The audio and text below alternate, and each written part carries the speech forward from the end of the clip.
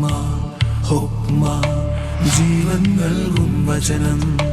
ഹുക്മ ഹുക്മ ജ്ഞാനം നൽകും വചനം. ഹുക്മ ഹുക്മ ജീവൻ നൽകും വചനം. ഹുക്മ ഹുക്മ ജ്ഞാനം നൽകും വചനം.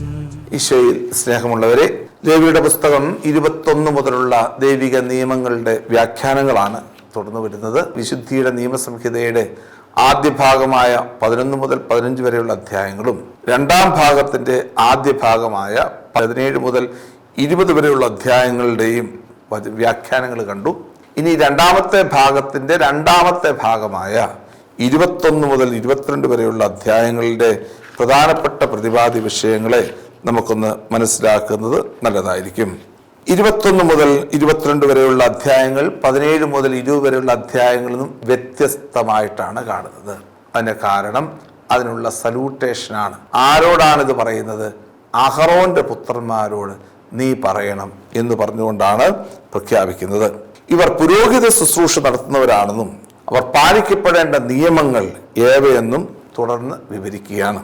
ലേവ്യരുടെ 10-ാമത്തെ അധ്യായത്തിൽ അഹ്റോന്റെ പുത്രന്മാരായ നാദാബിന്റെയും അബീഹുവിന്റെയും പാപം ദൈവകോപം വിളിച്ചു വരുത്തി. എന്നാൽ ലേവ്യരുടെ പുസ്തകം 21, 22 അധ്യായങ്ങളിലൂടെ ഒരു പുരോഹിതന്റെ വിശുദ്ധി എപ്രകാരമാണെന്ന് നമ്മെ പഠിപ്പിക്കുകയാണ്.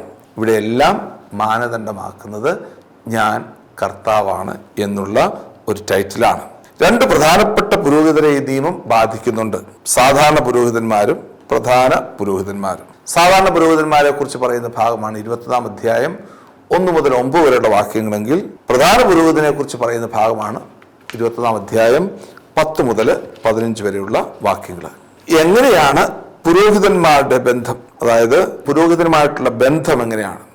മറ്റുള്ളവരുമായിട്ടുള്ള ബന്ധത്തിൽ വളരെയധികം തീർപ്പ് കൽപ്പിക്കേണ്ടവൻ, അതായത് വളരെയധികം വിശുദ്ധിയോടുകൂടി കരുതേണ്ടവനാണ് പുരോഹിതൻ.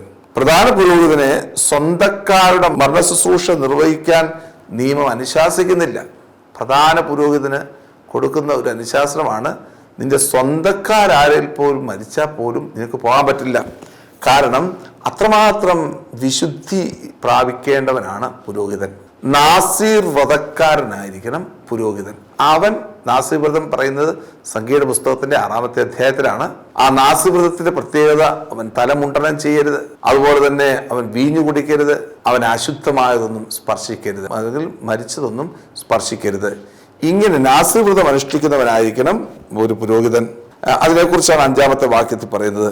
ദൈവത്തിന് മുമ്പിൽ അവൻ വിശുദ്ധനായിരിക്കണം. ഇനി അടുത്തത്, അവൻ ആരെ കല്യാണം കഴിക്കണം? വേശ്യയോ അശുദ്ധമാക്കപ്പെട്ടവളെയോ ഭർത്താവ് ഉപേക്ഷിച്ചവളെയോ ആരെയും അവൻ കല്യാണം കഴിക്കരുത്. മറിച്ച് അവൻ കല്യാണം കഴിക്കുന്നത് കന്യകയായിരിക്കണം. ഒരു കന്യകയെ മാത്രമേ ഒരു പുരോഹിതന് കല്യാണം കഴിക്കാൻ പറ്റുകയുള്ളൂ. കാരണം ഒരു പുരോഹിതൻ ഇസ്രായേലിനെ വിശേഷിപ്പിക്കുന്നത് കന്യക എന്നാണ് വിശേഷിപ്പിക്കുക. ഇസ്രായേലിനെ ബത്തൂലാത്ത് വെർജിൻ എന്നാണ് വിശേഷിപ്പിക്കുന്നത്. ഹെബ്രായ ഭാഷയിൽ ബത്തൂലാത്ത് അല്ലെങ്കിൽ വെർജിൻ എന്നുള്ള അർത്ഥമാണ് അത് ഉദ്ദേശിക്കുന്നത്. ബത്തൂലാത്ത് ഇസ്രായേൽ എന്ന് വിശേഷിപ്പിക്കുമ്പോൾ കന്യകയെ വിവാഹം കഴിക്കുന്നതിലൂടെ പുരോഹിതൻ വിവാഹം ചെയ്യുന്നത് ഒരു ഇസ്രായേലിനെ തന്നെയാണ് എന്ന് സൂചിപ്പിക്കുന്നു. അതുപോലെ തന്നെ സ്വന്തം ഗോത്രത്തിലും വംശത്തിലും പെട്ടവരെ മാത്രമേ വിവാഹം ചെയ്യാൻ പാടുള്ളൂ എന്നും പ്രധാനമായിട്ട് ഓർമ്മിപ്പിക്കുകയാണ്. അതുപോലെ മറ്റൊരു കാര്യമുള്ളത്, അഭിഷേക തൈലം ഒഴിക്കപ്പെട്ടവനും വിശുദ്ധ വസ്തുക്കൾ ധരിക്കാൻ പ്രതിഷ്ഠിക്കപ്പെടുന്ന സഹോദരന്മാരിൽ പ്രധാന പുരോഹിതന്മാരും തന്റെ തലം നഗ്നമാക്കുകയോ വസ്ത്രം കീറുകയോ ചെയ്യരുത്. അതുപോലെ തന്നെ കന്യകയായിരിക്കണം ഭാര്യയായിട്ട് സ്വീകരിക്കുന്നത്. അതുപോലെ തന്നെ സ്വന്തം അംഗവൈകല്യമുള്ളവർ കാഴ്ചയപ്പം അർപ്പിക്കുവാൻ അടുത്തു വരരുത്. അഹ്റോന്റെ വംശത്തിൽ പരമ്പരയിലും ഒക്കെ അംഗവൈകല്യമുള്ള ഒരിക്കലും പുരോഹിതൻ അംഗവൈകല്യം ഉള്ളവനാകരുത്.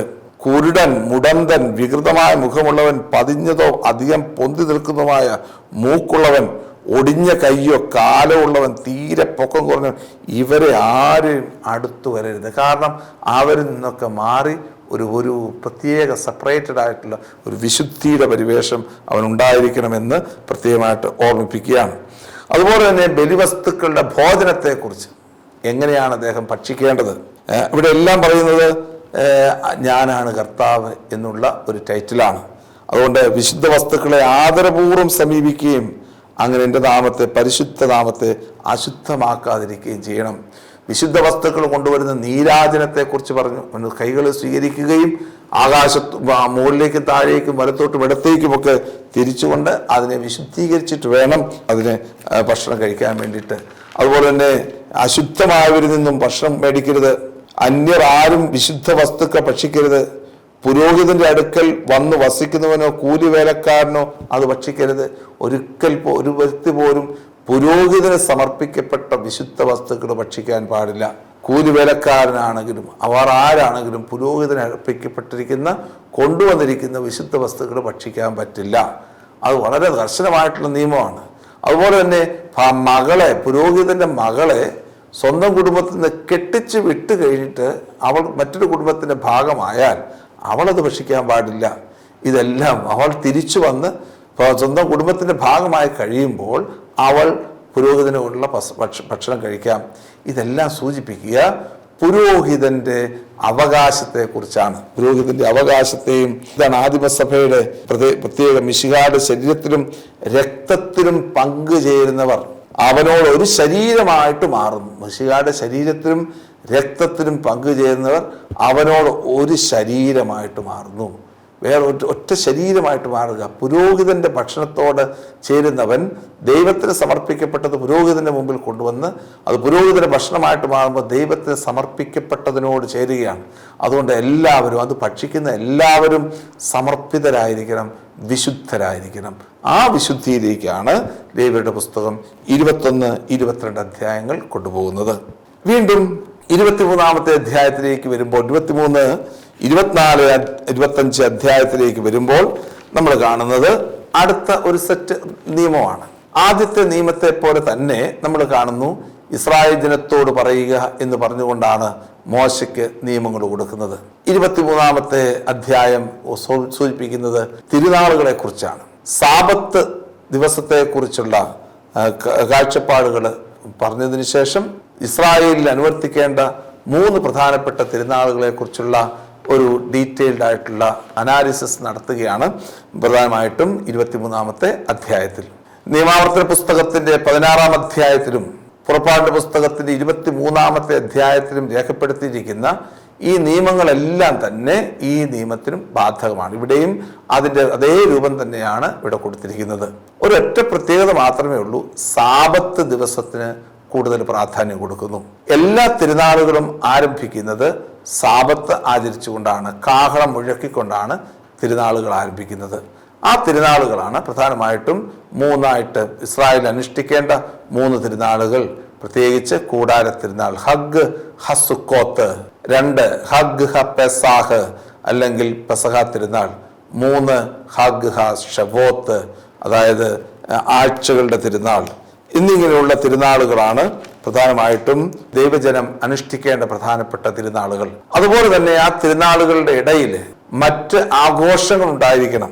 ആ ആഘോഷങ്ങളിൽ പ്രധാനപ്പെട്ടതാണ് പുതുവത്സര ദിനവും പാപപരിഹാര ദിനവും. ആ 2 ദിനങ്ങളെക്കുറിച്ച്, പുതുവർഷത്തെക്കുറിച്ച് റോഷ് ഹഷനായെ കുറിച്ചും പാപപരിഹാര ദിനമായ യോം കിപ്പൂറിനെ കുറിച്ചും പ്രധാനമായിട്ടും ഞാൻ സൂചിപ്പിച്ചു. അതായത് ഒരു ഇസ്രായേലിന്റെ ജീവിതം ആരംഭിക്കുന്നത് ഈ ഒന്നാം മാസത്തിലാണ്. 1-ാം മാസമായ തിഷ്രി എന്ന് പറയുന്ന മാസത്തിലാണ്. പക്ഷേ പെസഹായുടെ തിരുനാളിനെ കുറിച്ച് പറയുമ്പോൾ ഇത് നിങ്ങൾക്ക് 1-ാം മാസമായിരിക്കണം എന്ന് സൂചിപ്പിച്ചുകൊണ്ടാണ് തുടങ്ങുന്നത്.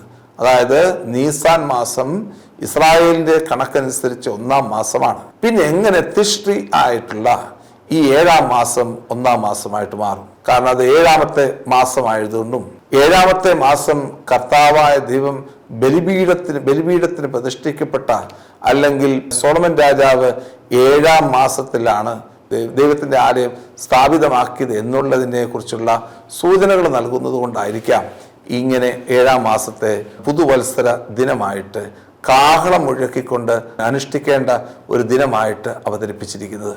അപ്പോൾ അതിനോട് ചേർന്ന് വരുന്ന ഒരു തിരുനാളാണ്, 10 ദിവസം കഴിഞ്ഞ് വരുന്ന തിരുനാളാണ് പാപപരിഹാര ദിനം. പാപപരിഹാര ദിനത്തിന് ശേഷം കടന്നു വരുന്ന തിരുനാളാണ് കൂടാര തിരുനാൾ. കൂടാര തിരുനാളിന് ശേഷമാണ് പെസഹ തിരുനാൾ വരുന്നത്.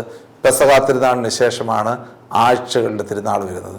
ഇങ്ങനെയാണ് ഇസ്രായേലിൻ്റെ ഈ തിരുനാളുകളുടെ ഒരു സൈക്കിൾ എന്ന് പറയുന്നത്. ഒന്നാമതായിട്ട് പുതുവത്സര തിരുനാൾ, രണ്ടാമതായിട്ട് പാപപരിഹാര ദിനം, മൂന്നാമതായിട്ട് കൂടാര തിരുനാൾ, നാലാമതായിട്ട് പെസഹ തിരുനാൾ, അഞ്ചാമതായിട്ട് ഷവോത്ത് അല്ലെങ്കിൽ വിളവെടുപ്പിന്റെ തിരുനാൾ. ഈ തിരുനാളുകളെ കുറിച്ചൊക്കെ പറയുമ്പോൾ നിയമാവർത്തന പുസ്തകം അനുസ്മരിപ്പിക്കുന്നത് ഇത് ഒരു യാത്രയുടെ തിരുനാളുകളായിട്ടാണ്. ഇസ്രായേൽ സമൂഹത്തിൽ ഓരോ പുരുഷനും ഈ ദേവാലയത്തിലെത്തി ദൈവത്തിന് പരമമായിട്ടുള്ള ബലി അർപ്പിക്കേണ്ട സമയമാണ് തിരുനാളുകളെന്ന് നിയമാവർത്തന പുസ്തകം 16-ാം അധ്യായം അനുസ്മരിക്കുന്നതിനാൽ ലേവ്യരുടെ പുസ്തകം 24-ാമത്തെ അധ്യായം ദേവാലയത്തിന്റെ വിശുദ്ധീകരണത്തെക്കുറിച്ചുള്ള ഭാഗമാണ് അവതരിപ്പിച്ചിരിക്കുന്നത്. എന്താണ് ദേവാലയത്തിന്റെ വിശുദ്ധീകരണത്തിൽ ഉണ്ടാകേണ്ടത്? ദേവാലയ ദീപത്തെ വിശുദ്ധീകരിക്കുക. എന്താണ് മെനോറ എന്ന് പറയുന്ന ആ ദീപം? അതിൻ്റെ അകത്ത് പറയുന്നത്, കർത്താവ് മോശയോട് അരുളി ചെയ്തു, വിളക്കുകൾ നിരന്തരം കത്തിക്കൊണ്ടിരിക്കുന്നത് ഒലിവിൽ നിന്നെടുത്ത ശുദ്ധമായ എണ്ണ നിന്റെ അടുക്കൽ കൊണ്ടുവരാൻ ഇസ്രായേൽ ജനത്തോട് പറയുക. എപ്പോഴും കത്തിക്കൊണ്ട് നിൽക്കുന്ന വിളക്ക് ഉണ്ടായിരിക്കണം. അതൊന്നുകിൽ അത് ദേവാലയത്തിന്റെ ദീപമായിട്ട് നിൽക്കണം, മെനോറയാകാം, അല്ലെങ്കിൽ ഹനൂക്ക തിരുനാളിന് ഉപയോഗിക്കുന്ന 9 ദീപങ്ങളുള്ള വിളക്കുകളാകാം. അതുകൊണ്ടാണ് ഇസ്രായേലിന്റെ ഒരു വിവരണമനുസരിച്ച് ഹനൂക്ക തിരുനാളിന്റെ ഉത്ഭവം പറയുന്നത് ഇപ്രകാരമാണ്: 9 വിളക്കിൽ ഉള്ള എണ്ണ തെളിക്കാൻ വേണ്ടി എണ്ണ ഇല്ലാതെ വന്നപ്പോൾ ദൈവമായ കർത്താവ് നിത്യം എണ്ണ തെളിക്കാൻ വേണ്ടി എണ്ണ കൊടുത്തു എന്നുള്ള വിശ്വാസത്തെ അനുസരിച്ചാണ് ഹനൂക്ക തിരുനാൾ രൂപകൽപ്പന ചെയ്തിരിക്കുന്നത് എന്ന് ചില പണ്ഡിതന്മാർ അഭിപ്രായപ്പെടാറുണ്ട്. പക്ഷെ അതല്ല അതിൻ്റെ അകത്തെ അർത്ഥം. മക്കബായുടെ പുസ്തകവുമായിട്ട് ബന്ധപ്പെട്ടാണ് അത് അവിടെ പറയുമ്പം നമുക്ക് പഠിക്കാൻ പറ്റും. ഇതാണ് ദേവാലയ ദീപത്തെക്കുറിച്ച് ഉള്ള സൂചനകൾ. രണ്ടാമത്തെ തിരുസാന്നിധ്യത്തിന്റെ അപ്പത്തെക്കുറിച്ചാണ്. തിരുസാന്നിധ്യത്തിന്റെ അപ്പം അത് ദേവാലയത്തിൽ മെനോറ വാഗ്ദാന പേടകത്തിന് മുമ്പിൽ വെക്കുന്ന അപ്പമാണ്. 6 എണ്ണം വീതമുള്ള 2 ലെയറുകളായിട്ടാണ് വെക്കുന്നത്. 12 ഗോത്രങ്ങളെ സൂചിപ്പിക്കുന്ന ഈ തിരുനാൾ ഇതിനെയാണ് പ്രധാനമായിട്ടും ഇവിടെ ഉപയോഗിക്കുന്നത്. മൂന്നാമതായിട്ട് പറയുന്നത് 10 പ്രമാണങ്ങളിൽ പറയുന്ന ദൈവത്തിന്റെ നാമം വൃഥാ ഉപയോഗിക്കരുത് എന്നുള്ള നിയമത്തിന് എതിരെ പ്രവർത്തിക്കുന്ന ഒരാള് ഉണ്ടാകുന്ന ശിക്ഷയെക്കുറിച്ചാണ് പറയുന്നത്. 11-ാമത്തെ വാക്യ പ്രകാരമാണ് പറയുന്നത്: ഇസ്രായേൽ സ്ത്രീയുടെ മകൻ തിരുനാമത്തെ ദുഷിക്കുകയും ശപിക്കുകയും ചെയ്തു. അവർ അവനെ മോശയുടെ അടുക്കൽ കൊണ്ടുവന്നു. അങ്ങനെ ദൈവത്തിന്റെ എന്നിട്ട് ഇസ്രായേൽ ജനത്തോട് പറയും, ദൈവത്തെ ശപിക്കുന്നവൻ തൻ്റെ പാപം വഹിക്കണം, കർത്താവിന്റെ നാമം ദുഷിക്കുന്നവനെ കൊന്നുകളയണം. അപ്പൊ ഡെക്കരോഗിൽ പ്രതിപാദിച്ചിരിക്കുന്ന കർത്താവിന്റെ നാമത്തെ അശുദ്ധമാക്കരുത് എന്ന കൽപ്പനയുമായിട്ട് ബന്ധപ്പെട്ട ഒരു നിയമമാണ് 24-ാം അധ്യായം 10 മുതലുള്ള തിരുവചനങ്ങളിൽ കൊടുത്തിരിക്കുക. ഇനി കൊടുത്തിരിക്കുന്നത് പ്രതികാരത്തിന്റെ നിയമത്തെ കുറിച്ചാണ്. എന്താണ് പ്രതികാരത്തിന്റെ നിയമം? റെട്രിബ്യൂഷനാണ് പ്രതികാരം. മുമ്പ് സൂചിപ്പിച്ച പ്രായശ്ചിത്ത ബലിയിൽ നമ്മൾ സൂചിപ്പിച്ച കാര്യം അത് വീണ്ടും ഇവിടെ ആവർത്തിക്കുകയാണ്. പ്രായശ്ചിത്ത ബലിയിൽ നമ്മൾ സൂചിപ്പിച്ച കാര്യമുണ്ടല്ലോ, അതായത് പ്രായശ്ചിത്ത ബലിയിൽ കൂടുതൽ ബലിയർപ്പണമല്ല, മറിച്ച് എവിടെ നിന്നൊക്കെ എടുത്തോ, അറിയാതെ എടുത്തോ, അറിഞ്ഞുകൊണ്ടെടുത്തോ, അവയെല്ലാം പ്രായശ്ചിത്ത ബലിയിൽ 3 ഇരട്ടിയായി തിരികെ കൊടുക്കുന്ന, അല്ലെങ്കിൽ 5 ഇരട്ടിയായി തിരികെ കൊടുക്കുന്ന ഒരു നിയമസംഹിത. ഇതാണ് പ്രധാനമായിട്ടും പ്രതികാരത്തിന്റെ നിയമത്തിലൂടെ അവതരിപ്പിച്ചിരിക്കുന്നത്. ഇതിന്റെ സമാപനത്തിലാണ് 25-ാമത്തെ അധ്യായത്തിൽ കൊടുത്തിരിക്കുന്നത് ഭൂമിയുടെ നിയമത്തെക്കുറിച്ച്. ഭൂമിയുടെ നിയമത്തെക്കുറിച്ച് പറയുന്നത് 2 പ്രധാനപ്പെട്ട കാര്യങ്ങളിലൂടെയാണ്. ഒന്ന്, സാബത്ത് വർഷത്തെക്കുറിച്ച് പറയുന്നു 25-ാം അധ്യായം 1 മുതൽ 7 വരെയുള്ള ഭാഗങ്ങളിൽ. രണ്ടാമതായിട്ട് പറയുന്നത് ജൂബിലി വർഷത്തെക്കുറിച്ച് പറയുന്നു 25-ാം അധ്യായം 8 മുതൽ 22 വരെയുള്ള വാക്യങ്ങളിൽ. ജൂബിലി വർഷത്തിലെ വീണ്ടെടുപ്പിന്റെ നിയമത്തെക്കുറിച്ച് പറയുന്നു 25-ാം അധ്യായം 22 മുതൽ 24 വരെയുള്ള ഭാഗങ്ങളിൽ. അപ്പൊ വീണ്ടെടുപ്പിന്റെ ഇങ്ങനെയുള്ള വചനഭാഗങ്ങളാണ് പ്രധാനമായിട്ടും നമ്മളുടെ മുമ്പിൽ കാണുന്നത്. സാബത്ത് വർഷം പ്രധാനമായിട്ട് നമ്മൾ കണ്ടു. നമ്മൾ ആരംഭിക്കുന്നത് തന്നെ സാബത്ത് വർഷത്തെക്കുറിച്ച്, സാബത്ത് ആചരണത്തെക്കുറിച്ച്, തിരുനാളുകളെ കുറിച്ച് പറഞ്ഞപ്പോൾ സാബത്തിനെ കുറിച്ച് പറഞ്ഞു. അതുപോലെ തന്നെ നിയമം അവസാനിപ്പിക്കുമ്പോഴും സാബത്ത് വർഷത്തെക്കുറിച്ച് പറയുന്നു. എന്താണ് സാബത്ത് വർഷം എന്ന് പറയുന്നത്? 7 സാബത്തുകൾ, 7 സാബത്ത് വർഷം എന്ന് പറയുന്നത് 7 സാബത്തുകൾ കൂടുന്നതാണ് ഒരു സാബത്ത് വർഷം. അല്ലെങ്കിൽ 7 വർഷങ്ങൾ കൂടുന്ന സാബത്ത്, അതാണ് ഒരു സാബത്ത് വർഷം കൊണ്ട് ഉദ്ദേശിക്കുക. ഇവിടെ കാണുന്നത് സമ്പൂർണമായിട്ടുള്ള ഒരു വിമോചനമാണ് ഇവിടെ കാണുന്നത്. 6 വർഷം ജോലി ചെയ്തിട്ട് 7-ാമത്തെ വർഷം സമൂലമായിട്ട് നീ അവനെ വിട്ടേക്കുക, സമൂലമായിട്ട് വിട്ടേക്കുക. പ്രത്യേകിച്ച് നമ്മൾ പുറപ്പാടിന്റെ പുസ്തകം 21-ാമത്തെ അധ്യായത്തിൽ കണ്ട അടിമകളെ സ്വതന്ത്രമാക്കുന്ന അതേ നിയമത്തിന്റെ മറ്റൊരു പകർപ്പായിട്ടാണ് ഇവിടെ നമ്മൾ കാണുന്ന ഈ സാബത്ത് വർഷത്തിന്റെ നിയമത്തെക്കുറിച്ചുള്ള ഭാഗം കാണുന്നത്. ഒരു സാബത്ത് വർഷം 7ന്റെ ഗുണിതങ്ങളായിട്ടാണ് സൂചിപ്പിക്കുക. അതുകൊണ്ട് തന്നെ ഇസ്രായേൽ ജനം വാഗ്ദാന ദേശത്ത് വന്നതിന് ശേഷം അവർ ദൈവത്തെ മറന്ന് ഏകദൈവത്തെ മറന്ന് ബഹുദൈവങ്ങളെ ആരാധിക്കാൻ തുടങ്ങിയ നാൾ മുതൽ ഇസ്രായേൽ ബാബിലോണിലേക്ക് പുറപ്പെട്ട ആ നിമിഷം വരെ 70 സാബത്ത് വർഷങ്ങൾ ലംഘിച്ചതിനാൽ ഇസ്രായേൽ ജനത്തിന് 70 വർഷത്തെ കഠിനമായ യാതനകൾ ഏൽക്കേണ്ടി വന്നു എന്ന് ജെറമ്യായുടെ പുസ്തകത്തിന്റെ 25-ാമത്തെ അധ്യായം നമ്മളെ ഓർമ്മപ്പെടുത്തുന്നുണ്ട്. അതുകൊണ്ടാണ് ജെറമ്യ പറയുന്നത് 70 സാബത്ത് വർഷങ്ങൾ അതിൻ്റെ റെട്രിബ്യൂഷൻ നടത്തണം എന്നതിനെ കുറിച്ച് സൂചിപ്പിക്കുക.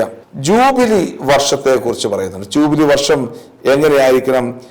7 വർഷങ്ങൾ, ജൂബിലിയുടെ 7 പ്രാവശ്യം 7 വർഷങ്ങൾ, വർഷങ്ങളുടെ 7 സാബത്തുകളുടെ ദൈർഘ്യം 49 വർഷങ്ങൾ. ഈ 49-ാമത്തെ വർഷത്തിന്റെ സമാപനമായ 50-ാമത്തെ വർഷമാണ് യഥാർത്ഥത്തിൽ ജൂബിലി വർഷം എന്ന് പറയുന്നത്. 7ന്റെ ഗുണിതങ്ങളാണ് ജൂബിലി വർഷം. ജൂബിലി കാഹളം എന്ന വാക്കിന് ഹെബ്രായ ഭാഷയിൽ യൊബേൽ എന്ന വാക്കാണ്. അതിൽ നിന്നാണ് ജൂബിലി എന്ന വാക്ക് കടന്നു വന്നിരിക്കുന്നത്. ദേശം മുഴുവൻ കാഹളം മുഴക്കിക്കൊണ്ടുള്ള ആഘോഷമായതിനാലാണ് ഈ വാക്കിന്റെ പ്രസക്തി നിൽക്കുന്നത്. ജൂബിലി വർഷം കുടുംബങ്ങളിലേക്ക് തിരിച്ചു പോകണം, അടിമകളെ സ്വതന്ത്രമാക്കണം, വിശക്കുന്നവന് ഭക്ഷണം കൊടുക്കണം, കാരുണ്യത്തിന്റെ വർഷമായിരിക്കണം എന്നൊക്കെ പറയുന്നതിലൂടെ വാഗ്ദാന ദേശത്ത് എന്താണ് സംഭവിച്ചത്? നിങ്ങൾ അടിമകളായിരുന്നു, ഈജിപ്തിൽ നിങ്ങൾ അടിമകളായിരുന്നു. ആകയാൽ അടിമത്തത്തിൽ നിന്ന് രക്ഷിച്ച കർത്താവായ ഞാനാണ് നിങ്ങളുടെ ദൈവം. ആകയാൽ നിങ്ങൾ ഇപ്രകാരം ചെയ്യുവിനെന്നാണ് കർത്താവ് ഇവിടെ പറയുന്നത്. അപ്പം പറയുന്ന വീണ്ടെടുപ്പിന്റെ ആ സമയത്ത് എന്തൊക്കെ ചെയ്യണമെന്ന് പറയുന്നു. വീണ്ടെടുപ്പിന്റെ നിയമത്തെ കുറിച്ച് പറയുന്നു. പ്രധാനമായിട്ടും ഈ സാബത്ത് വർഷത്തിൽ, ജൂബിലി വർഷത്തിലൊക്കെ ആളുകളെ വീണ്ടെടുക്കാൻ വേണ്ടിയിട്ട്, മറ്റുള്ളവനെ, അയൽക്കാരനെ വീണ്ടെടുക്കാൻ, ഭൂമിയെ വീണ്ടെടുക്കാനൊക്കെയുള്ള ഒരു ശ്രമമുണ്ടായിരിക്കണമെന്ന് പ്രത്യേകമായിട്ട് ഓർമ്മിപ്പിക്കുകയാണ് ഈ നിയമസംഹിതയിലൂടെ. അതുപോലെ തന്നെ ഭൂമിയുടെ നിയമമാണ്. ഭൂമിയുടെ നിയമത്തെക്കുറിച്ച് 25-ാമത്തെ അധ്യായം 23 മുതലുള്ള തിരുവചനങ്ങളിൽ പറയുകയാണ്. ഭൂമിയുടെ നിയമം ഇത് വീണ്ടെടുപ്പിന്റെ നിയമമാണ്. ആ ഭാഗം ഒന്ന് വായിക്കുന്നത് നല്ലതാണ്. നിങ്ങൾ ഭൂമി എന്നേക്കുമായി വിൽക്കരുത്, എന്തെന്നാൽ ഭൂമി എന്റേതാണ്, നിങ്ങൾ പരദേശികളും കുടികിടപ്പുകാരുമാണ്. നീ സ്വന്തമാക്കുന്ന ദേശത്ത് ഭൂമി വീണ്ടെടുക്കാനുള്ള അവകാശം ഉണ്ടായിരിക്കണം. ഇങ്ങനെ പറയുന്നതിലൂടെ എന്താ അർത്ഥമാക്കുക? ആ ഭാഗം വീണ്ടും ഒന്ന് വായിക്കുമ്പോൾ നമുക്ക് മനസ്സിലാക്കാൻ പറ്റും. വീണ്ടെടുപ്പിന്റെ നിയമം എപ്പോഴാണ് വന്നിരിക്കുന്നത്? ബാബിലോൺ പ്രവാസത്തിന്റെ സമയത്ത് എല്ലാം ഉപേക്ഷിച്ചു പോയ ഇസ്രായേൽ ജനം, അവരുടെ ഭൂമി നഷ്ടപ്പെട്ടു, അവരുടെ ജീവിതം നഷ്ടപ്പെട്ടു. അങ്ങനെ 50 വർഷത്തിന് ശേഷം തിരികെ വരുമ്പോൾ അവർ തങ്ങളുടെ നഷ്ടപ്പെട്ടു പോയ ഭൂമിയെ വീണ്ടെടുക്കാനുള്ള ഒരു ശ്രമം നടത്തുന്നു. അതിൻ്റെ ഫലമായിട്ട് കടന്നു വന്നിരിക്കുന്ന ഒരു നിയമവ്യവസ്ഥയായിരിക്കാം ഈ ഭൂമിയുടെ വീണ്ടെടുപ്പിന്റെ നിയമവ്യവസ്ഥ എന്ന് പറയുന്നത്. അതുകൊണ്ടാണ് പറയുന്നത്, നിനക്ക് ഒരിക്കലും ഭൂമി വിൽക്കരുത്, കാരണം അത് ദൈവത്തിൻ്റെതാണ്. ദൈവം ദാനമായിട്ടാണ് ഈ ഭൂമി നൽകിയിരിക്കുന്നത്. അത് ആർക്കെങ്കിലും, നിന്റെ ചാർച്ചക്കാർക്ക് ആർക്കെങ്കിലും കൊടുക്കണം. അത് കൊടുത്തു കഴിഞ്ഞാൽ വീണ്ടും വീണ്ടെടുക്കണം. ഈ ഭൂമി നിന്റെ കയ്യിൽ കാണണം. കാരണം തിരികെ വാഗ്ദാന ദേശത്തേക്ക് നീ പ്രവേശിക്കുമ്പോൾ ഈ ഭൂമി ഇല്ലെങ്കിൽ അത് നീ അന്യനായിട്ട് പോകും. മതിലുകളാൽ ചുറ്റപ്പെട്ട പട്ടണത്തിലുള്ള തന്റെ വീട് ഒരാൾ വിറ്റാൽ 1 വർഷത്തിനകം തിരിച്ചെടുക്കണം. മതിലുകളാൽ ചുറ്റപ്പെട്ട ഭവനം എന്ന് പറഞ്ഞു കഴിഞ്ഞാൽ നീ ഒരു ഇൻഡിപെൻഡന്റ് ആയിട്ട് നിൽക്കുകയാണെങ്കിൽ, ഒരു ഇൻഡിപെൻഡൻസ്, ഒരു സ്വാതന്ത്ര്യം പ്രാപിച്ച വ്യക്തിയായിട്ട് നിൽക്കുകയാണെങ്കിൽ അത് നീ വീണ്ടെടുത്ത് വെട്ടണം. 3-ാമത് പറയുന്നു, നിന്റെ സഹോദരൻ ദരിദ്രനാവുകയും തന്നെ സംരക്ഷിക്കാൻ അവന് വകയില്ലാവുകയും ചെയ്യാൻ നീ അവനെ സംരക്ഷിക്കണം. അവൻ അന്യനെ പോലെ, പരദേശിയെ പോലെ ആകരുത്. ഒരു സഹോദരനെ സംരക്ഷിക്കേണ്ട രീതി. ഭൂമി വീണ്ടെടുക്കുന്നതിലൂടെ വീട് മാത്രമല്ല, സ്വന്തം സഹോദരനെയും സഹോദരിയെയും, അതുപോലെ തന്നെ അവർക്ക് അവരുടെ ജീവിതത്തിൽ ദാരിദ്ര്യം അനുഭവിക്കുന്നുണ്ടെങ്കിൽ ആ അവസ്ഥയും ഒക്കെ വീണ്ടെടുത്ത് ഇതുപോലെ ദൈവത്തിന്റെ മുമ്പിൽ ഇവരെ എല്ലാവരെയും നിർത്താൻ തക്ക വിധത്തിൽ ഉള്ള ഒരു പ്രാപ്തി ഉണ്ടായിരിക്കണം യഥാർത്ഥത്തിൽ ഒരു യഹൂദന്. ഇപ്രകാരമുള്ള ഒരു ജീവിതമാണ് ജൂബിലി വർഷത്തിൻ്റെ ജീവിതമെന്ന് സൂചിപ്പിക്കുകയാണ്. അതുകൊണ്ട് ആ നിയമസംഹിതകളുടെ സമാപനത്തിലേക്ക് വരുമ്പോൾ ഒരു വ്യക്തി വാഗ്ദാന ദേശത്തേക്ക് പ്രവേശിക്കാൻ പോവുകയാണ്. വാഗ്ദാന ദേശത്ത് പ്രവേശിക്കുമ്പോൾ ചെയ്യേണ്ട നിയമങ്ങളെ അനുഷ്ഠാനങ്ങളെ കുറിച്ച് പറയുകയാണ്. കാരണം ദൈവത്തിൻ്റെ തിരുനാളുകൾ ആഘോഷിച്ച് കർത്താവിൻ്റെ സാന്നിധ്യത്തിലേക്ക് കടന്നു വന്ന് സാബത്ത് വർഷം ആചരിച്ച് ജൂബിലി വർഷത്തെ എല്ലാറ്റിനെയും സ്വതന്ത്രമാക്കി കർത്താവ് നമുക്ക് നൽകിയ ദേശത്ത് വീണ്ടും പ്രവേശിച്ച് ആ ദേശം വീണ്ടെടുത്ത് അവിടെയുള്ള സഹോദരങ്ങളെ വീണ്ടെടുത്ത് സ്നേഹത്തിൽ ഒന്നിച്ചു നിർത്തി പിതാവായ ദൈവത്തിന് സമർപ്പിക്കുമ്പോഴാണ് യഥാർത്ഥത്തിൽ സാബത്ത് അതിൻ്റെ പൂർണ്ണതയിലേക്ക് കടന്നു വരിക. അതാണ് 23 മുതൽ 25 വരെയുള്ള അധ്യായങ്ങളുടെ കണക്ഷൻ എന്ന് പറയുന്നത്. 23-ാം അധ്യായം സാബത്താചരണത്തെ കുറിച്ചാണെങ്കിൽ 25-ാമത്തെ അധ്യായത്തിന്റെ സമാപനം സൂചിപ്പിക്കുന്നത് സാബത്ത് വർഷത്തിൽ അവൻ അനുഭവിക്കുന്ന ദൈവിക നന്മയാണ്. കാരണം സാബത്തിലൂടെ കിട്ടുന്നത് എല്ലാറ്റിനെയും ദൈവത്തിൽ ഒന്നിപ്പിക്കുക എന്നുള്ള സന്ദേശമാണ്. അത് പൂർണ്ണമാകുന്നത് അത് തിരുനാളുകളിലൂടെ, അതുപോലെ തന്നെ വീണ്ടെടുപ്പിൻ്റെ നിയമത്തിലൂടെ സ്വന്തം സഹോദരനെയും ഭൂമിയെയും സ്വന്തം സഹോദരനെയും ഒക്കെ വീണ്ടെടുത്ത് ദൈവത്തിന് മുമ്പിൽ സമർപ്പിക്കുമ്പോഴാണ്. ഇതിൻ്റെ സമാപനത്തിലാണ് അനുഗ്രഹങ്ങളും ശാപങ്ങളും കിട്ടുന്നത്. ആ കർത്താവിൻ്റെ നിയമങ്ങൾ അനുസരിച്ച് കഴിഞ്ഞാൽ അനുഗ്രഹം കിട്ടും. കർത്താവിൻ്റെ നിയമങ്ങൾക്ക് വിധേയമാകാതെ സ്വന്തം രീതിയിൽ മുമ്പോട്ട് പോയാൽ ശാപമുണ്ടാകുമെന്ന് പറഞ്ഞുകൊണ്ട് ഈ നിയമസംഹിത സമാപിപ്പിക്കുകയാണ്. അതുകൊണ്ട് സ്നേഹമുള്ളവരെ, ലേവ്യരുടെ പുസ്തകം സമാപിക്കുമ്പോൾ നമുക്ക് നമ്മുടെ ജീവിതത്തെ ദൈവോന്മുഖമായിട്ട് തിരിക്കാൻ നമ്മളിപ്പോൾ കർത്താവിൻ്റെ വാഗ്ദാന പേടകത്തിൻ്റെ തൊട്ടടുത്ത് യാത്ര ചെയ്യുകയാണ്. ഇനിയുള്ള ഒരു എപ്പിസോഡ് എന്ന് പറയുമ്പോൾ ഈ കർത്താവിൻ്റെ വാഗ്ദാന പേടകത്തോട് എങ്ങനെ നമ്മൾ രൂപീകരിക്കപ്പെടണം, എങ്ങനെ യാത്ര തുടരണം എന്നതിനെക്കുറിച്ചുള്ള ഭാഗമാണ്. അതുകൊണ്ട് ആ ഭാഗത്തേക്ക് വരുന്നതിന് തൊട്ടുമുമ്പായി ജീവിതത്തെ വിശുദ്ധീകരിക്കാനും ദൈവിക നിയമങ്ങളോട് വിശ്വസ്തത പുലർത്താനും കർത്താവിൻ്റെ വിശുദ്ധിയിൽ പങ്കുചേരാനും കർത്താവാകുന്നു പരിശുദ്ധൻ. ആ പരിശുദ്ധനായ കർത്താവിലൂടെ നമ്മൾ പരിശുദ്ധനാകിയാൽ നാമും പരിശുദ്ധരാണ് എന്നുള്ള ആഴമായ ഉൾക്കാഴ്ച ഹൃദയത്തെ സ്വീകരിക്കുവാനുമുള്ള ഒരു ദൈവകൃപയ്ക്ക് വേണ്ടി പ്രാർത്ഥിച്ചുകൊണ്ട് നമുക്ക് നമ്മുടെ ജീവിതങ്ങളിലേക്ക് ഇറങ്ങിത്തിരിക്കാം. അതിനുള്ള കൃപ കർത്താവ് നമുക്ക് നൽകട്ടെ. ദൈവം നമ്മെ അനുഗ്രഹിക്കുകയും ചെയ്യട്ടെ. ആമേൻ. ജീവൻ നൽകും വചനം, ജ്ഞാനം നൽകും വചനം.